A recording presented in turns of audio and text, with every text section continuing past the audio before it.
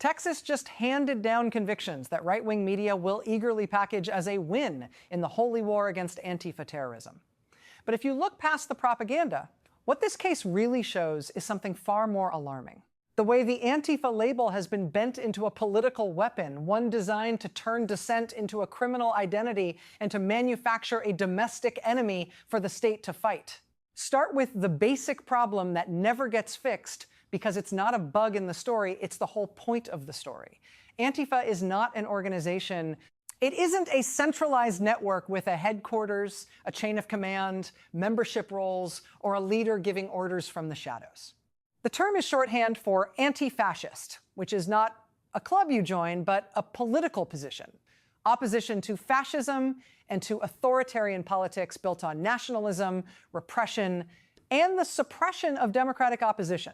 That is not some exotic ideology imported from the margins. It's the backbone of the post-World War II democratic consensus. In modern democracies, especially in a country that mythologizes its defeat of European fascism, opposing fascism is supposed to be normal. And that's exactly why the right has needed to rebrand it. If anti-fascist remains what it plainly is, it's hard to turn it into a boogeyman. So Donald Trump and his allies spent years deliberately reshaping the word into something sinister and foreign-sounding, an ominous acronym that can be made to rhyme emotionally with the language Americans associate with terror. The goal was never legal precision. It was narrative control. If you can convince your audience that protest isn't protest, if you can convince them it's a coordinated insurgency, then you don't have to engage with the grievances protesters are raising. You don't have to answer questions about state violence, human rights, immigration policy, or democratic backsliding. You just point at the protesters and say, enemy, that rhetorical move is not harmless. It has consequences when it migrates from campaign rallies and cable news chyrons into police reports, prosecutorial strategy, jury perceptions, and sentencing. This Texas case shows that migration in real time. The charges stem from a 4th of July protest outside an immigration detention center near Fort Worth, what's described as a noise protest, a tactic commonly used to signal solidarity with detained people inside, to remind them they haven't been forgotten. It is the kind of protest tactic that lives squarely in a democratic tradition. Loud, disruptive, annoying to the authorities, but fundamentally rooted in the idea that citizens have the right to express opposition to what the government is doing in their name. Then, as often happens in protests, things went sideways. Property was vandalized, tires were slashed, a camera was damaged, and most seriously, there was a shooting. One protester fired and struck a police officer in the shoulder, and the officer survived. That act, on its face, is grave and criminal. A functioning democracy can and should prosecute specific violent conduct as violence, not excuse it behind politics. But what the prosecution did here, according to the account in the transcript you provided, was not merely to prosecute the shooter for the shooting or the vandals for vandalism. It attempted to wrap an entire group into a single theatrical conspiracy narrative. 9 defendants tried together under a frame that treated them as a coordinated Antifa cell, with charges that reached beyond ordinary protest-related offenses into the language of terrorism and material support. This is where the political trick becomes visible. The state doesn't actually need Antifa to be real as an organization to reap the benefits of saying Antifa in court. The word functions like a shortcut that loads the jury's imagination with prepackaged menace. It's a label that suggests hidden coordination even when the facts don't. And the details described from the trial illustrate how that works. The prosecution leaned on circumstantial markers designed to signal ideology rather than to establish a coherent command structure. Anti-Trump stickers, left-wing reading materials, small independent publications, a pamphlet featuring a swastika being thrown into a trash can, an almost comically straightforward anti-fascist image that, in a healthier political culture, would barely register as controversial. Even encrypted messaging apps became part of the insinuation. The use of Signal with disappearing messages was cast as inherently suspect, as if wanting privacy is proof of guilt, rather than a routine practice across civil society, journalism, activism, and even government. Clothing, dark clothing, was framed as tactical gear, even though much of it could be bought at ordinary retailers. None of this is a smoking gun for terrorism. It's the kind of evidence you use when the story you want to tell is bigger than the provable structure you actually have. What makes this case especially revealing is the legal mismatch at its center. The transcript notes that the terrorism statute used did not require any connection to a terrorist organization at all. It required showing assistance in the commission of certain serious crimes. In other words, prosecutors could pursue the charge without proving Antifa exists as an organized entity, and that's the tell. If Antifa is not required to satisfy the statute, then why insist on saturating the trial with the Antifa narrative? Because the narrative is the point. It isn't there to clarify the law. It's there to shape public meaning. The most damning moment, as described, came when the judge reportedly questioned why Antifa should even appear in jury instructions. That question cracks the facade. It exposes the gap between the legal elements that must be proven and the political theater riding shotgun alongside them. The word Antifa is doing cultural labor, not legal labor.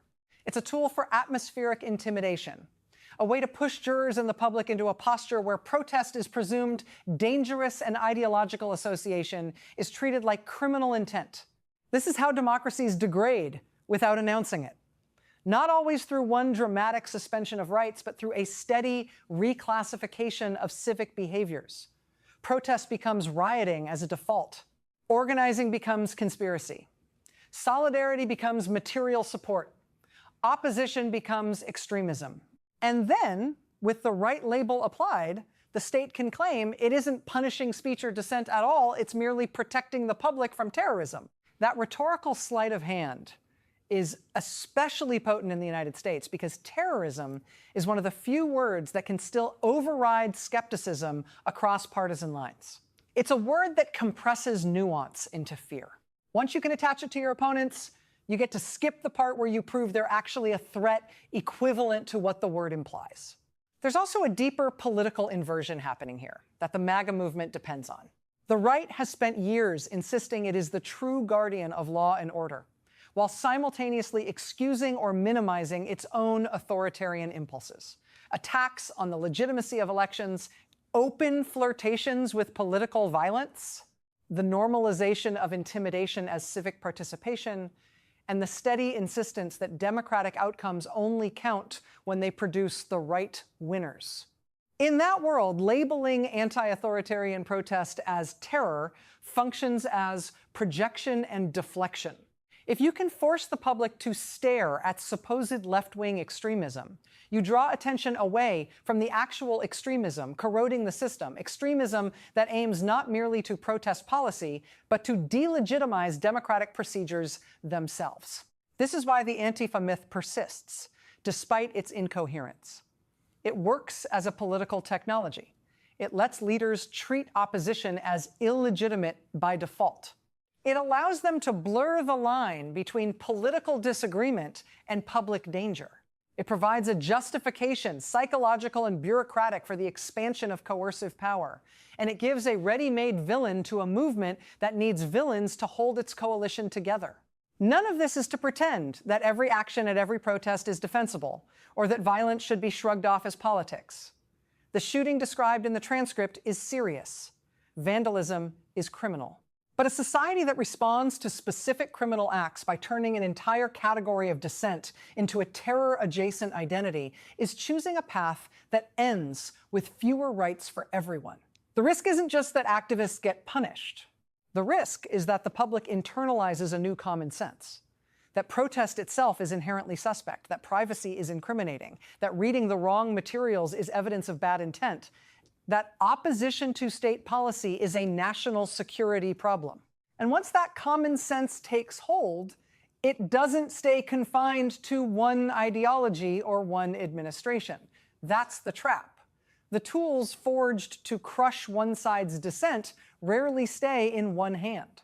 They become part of the permanent machinery, they spread, they normalize, they turn into precedent. Prosecutors learn what narratives work.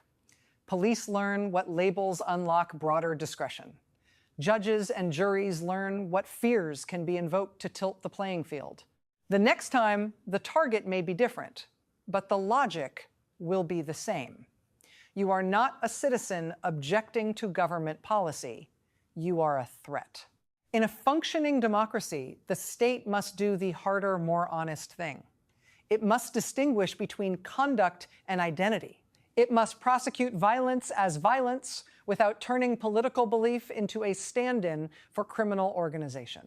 It must resist the urge to import partisan mythology into the courtroom. And the public has to insist on that separation, especially when propaganda makes it emotionally satisfying to collapse it.